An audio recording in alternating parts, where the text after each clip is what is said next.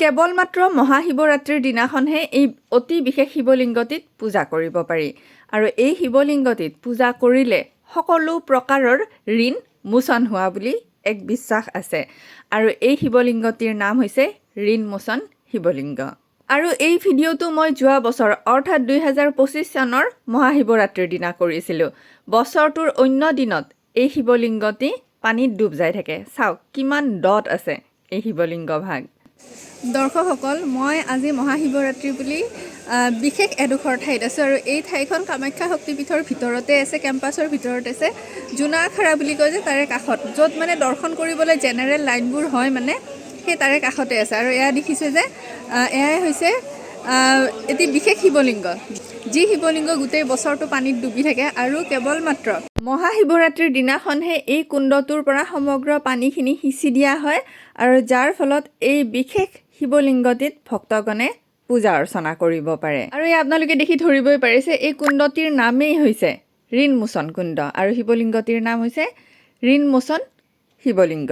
আৰু এয়া যে আপোনালোকে ৱালবিলাক দেখিছে, পানী সিঁচি দিয়াৰ কাৰণেহে এই মহাশিৱৰাত্ৰিৰ দিনাখন, যিহেতু মই ভিডিঅ'খিনি কৰিছিলোঁ যোৱা বছৰ, সেইকাৰণে এইখিনি মানে সমগ্ৰ ঠাই দেখিব পৰা গৈছে। নহ'লে চাওক এয়া কিমান বেছি দ, এই গোটেইখিনি ঠাই একদম জলমগ্ন হৈ থাকে মানে বছৰৰ অন্য দিনত। আমি সকলোৱে জানো মা কামাখ্যা শক্তিপীঠ কিমান পাহাৰৰ ওপৰত আছে, হয়নে? তাতে মাৰ যিসমূহ পীঠ আছে তাতেও ক'ৰ পৰা কেনেকৈ পানী আহে কোনেও ক'ব নোৱাৰে। ঠিক তেনেকৈ এই কুণ্ডটিতো ক'ৰ পৰা কেনেকৈ পানী আহে কোনেও ক'ব নোৱাৰে। মানে মহাশিৱৰাত্ৰিৰ দিনাখন যদিও ইয়াতে পূজা অৰ্চনা কৰিব পৰা যায়, তথাপিও পানী সিঁচা কামটো সময়ে সময়ে কৰিয়ে থাকিব লগা হয়। অলপ সময় পানীখিনি সিঁচি নিদিলে আকৌ পানী জমা হ'বলৈ আৰম্ভ কৰে। মানে সনাতন ধৰ্মত মূলতঃ 3 প্ৰকাৰৰ ঋণৰ উল্লেখ আছে আৰু যাক ঋণ ত্ৰয় বুলিও কোৱা হয়।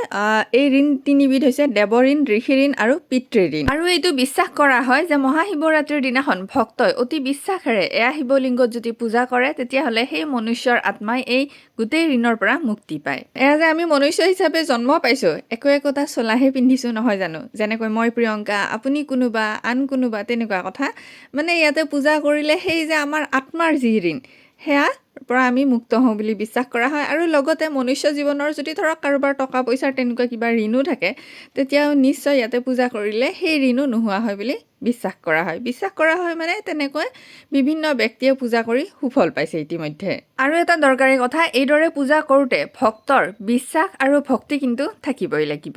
ইতিমধ্যে কামাখ্যা শক্তিপীঠলৈ গৈ যেতিয়া মই লাইভ কৰি আপোনালোকক দৰ্শন কৰাবলৈ চেষ্টা কৰোঁ, তেতিয়া প্ৰায় এইখিনি ঠাই মই আপোনালোকক লাইভত দেখুৱাই থাকোঁ। তদুপৰি আজি আৰু এবাৰ আপোনালোকক এই ভিডিঅ'টোৰ যোগে দেখুৱাই দিবলৈ চেষ্টা কৰিছোঁ যে এই শিৱলিংগ ভাগ কামাখ্যা শক্তিপীঠৰ চৌহদৰ ভিতৰৰ কোনখিনি ঠাইত আছে।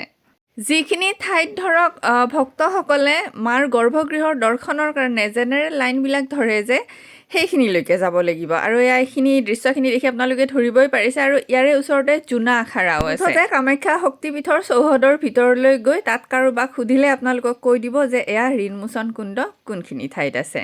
কালিকা পুৰাণ অনুযায়ী নীলাচল পাহাৰখন হৈছে ভৈৰৱ অৰ্থাৎ শিৱ বাবা, আৰু তাতেই মা কামাখ্যা জনীৰূপে বিদ্যমান হৈ আছে। আৰু এই নীলাচল পাহাৰতে আৰু বিভিন্ন মন্দিৰ আছে। মা কামাখ্যা আৰু শিৱ বাবাৰ আশীৰ্বাদত সেই মন্দিৰসমূহৰ বিতং তথ্য আপোনালোকক ভিডিঅ' যোগে দিবলৈ চেষ্টা কৰোঁ। এয়া শিৱলিংগ ভাগৰ উপৰিও কামাখ্যা শক্তিপীঠৰ ওচৰত আৰু কেইবাটাও শিৱলিংগ আছে। শিৱ বাবাৰ পঞ্চপীঠো আছে। সেই বিষয়ে ইতিমধ্যে মই ভিডিঅ' দিছিলোঁ আগতে। আপোনালোকে ইচ্ছা কৰিলে মহাশিৱৰাত্ৰিৰ দিনাখন সেয়া শিৱ বাবাৰ পঞ্চপীঠো নিশ্চয় দৰ্শন কৰিব পাৰিব। আৰু সেয়া শিৱ বাবাৰ পঞ্চপীঠ গোটেই বছৰটো খোলা থাকে। আপোনালোকে মহাশিৱৰাত্ৰিৰ দিনাখন নহয়, এনেই কেতিয়াবা গ'লেও নিশ্চয় দৰ্শন কৰিব পাৰিব।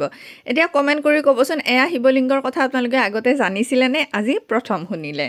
আৰু কোনে কোনে আগতে এয়া শিৱলিংগ ভাগত মহাশিৱৰাত্ৰিৰ দিনাখন পূজা কৰি পাইছে, বা কোনোবাই ধৰক এইবাৰ যাম বুলি ভাবিছিলে কিন্তু সঠিককৈ তথ্যখিনি জনা নাছিলে, মোৰ ভিডিঅ'টো চাই আপোনালোকে ধৰক মা বাবাৰ আশীৰ্বাদতে গোটেই কথাখিনি জানিব পাৰিলে। আৰু 2026 বৰ্ষৰ মহাশিৱৰাত্ৰিলৈ বেছি দিন নাইয়ে। আপোনালোকে কোনোবাই যদি ইয়াতে আহিম বুলি ভাবিছে নিশ্চয় আহিব, আৰু মা বাবাৰ আশীৰ্বাদত ময়ো নিশ্চয় যাবলৈ চেষ্টা কৰিম। আৰু যদি ভাগ্যত আছে তাতেই লগ পাম দিয়ক বাৰু আপোনালোকক। জয় মা কামাখ্যা, ওম নমঃ শিৱায়।